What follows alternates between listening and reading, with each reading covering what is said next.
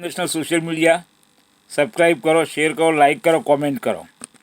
अमेरिकी सीनेट ने हाल ही में एक नया विधेयक पेश किया है जिसका उद्देश्य अप्रवासी परिवारों को फिर से मिलाना है।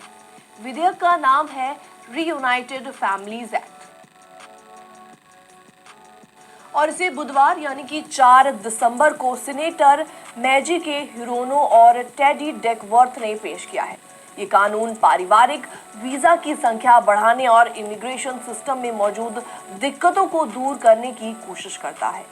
इसमें फिलिपिनो वॉर युद्ध के दिग्गजों के बच्चों के लिए वीजा प्रक्रिया को तेज करने का प्रावधान भी शामिल है।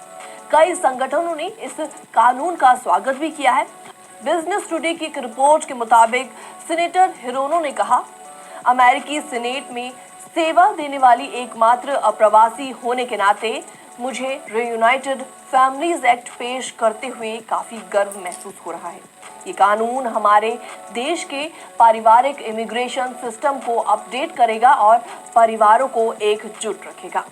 सीनेटर डकवर्थ ने कहा कि मौजूदा इमिग्रेशन सिस्टम में कई अड़चनें हैं जिससे परिवार वर्षों तक बिछड़े रहते हैं। उन्होंने कहा कि हमारे देश का इमिग्रेशन सिस्टम टूटा हुआ है, इसमें बेवजह की रुकावटें हैं जिससे लंबा इंतजार करना पड़ता है और परिवार अलग हो जाते हैं। और इस कानून से इस समस्याओं का समाधान निकलेगा और परिवार फिर से मिल सकेंगे। रीयूनाइटेड फैमिलीज एक्ट में क्या कुछ है, इसका प्रावधान ये भी आपको बताते हैं। रिपोर्ट के मुताबिक विधेयक में कई महत्वपूर्ण प्रावधान शामिल किए गए हैं। ये पिछले वर्ष से बचे हुए वीजा का इस्तेमाल करने की अनुमति देगा जिससे USCIS ज्यादा वीजा बांट सकेगा। ये करीबी रिश्तेदारों जैसे कि जीवन साथी, 21 साल से कम उम्र के अविवाहित बच्चों और कुछ माता पिता को वीजा सीमा से छूट देगा। ये भारत, चीन, मैक्सिको और फिलीपींस जैसे देशों के लिए पारिवारिक वीजा की संख्या बढ़ाएगा और साथ ही साथ ये उन बच्चों की रक्षा करेगा जो 21 साल की उम्र के बाद वीजा पाने से वंचित रह जाते हैं और साथ ही साथ ये मुश्किल हालात में निर्वासन आदेश रद्द करने का दायरा बढ़ाएगा। ये LGBTQ+ परिवारों के साथ भेदभाव को भी दूर करेगा और इसके अलावा उनके पार्टनर्स और जीवन साथी को साथ रखने का प्रावधान करेगा।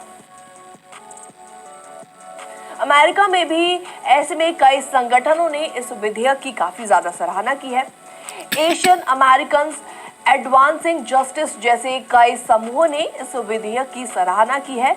उन्होंने कहा है कि 1990 के बाद से पारिवारिक इमिग्रेशन सिस्टम में कोई बदलाव नहीं हुआ है। उन्होंने कहा कि मौजूदा सिस्टम परिवारों को एकजुट रखने के अमेरिकी मूल्यों को नहीं दर्शाता। इसके अलावा FWD.US के अध्यक्ष टॉड शुल्टे ने इस विधेयक का समर्थन करते हुए बोला, उन्होंने कहा कि रीयूनाइटेड फैमिलीज एक्ट दशकों से चले आ रहे बैकलॉग को खत्म करने और हमारे पारिवारिक इमिग्रेशन सिस्टम को आधुनिक बनाने के लिए स्मार्ट और नैतिक नीतियां प्रदान करता है।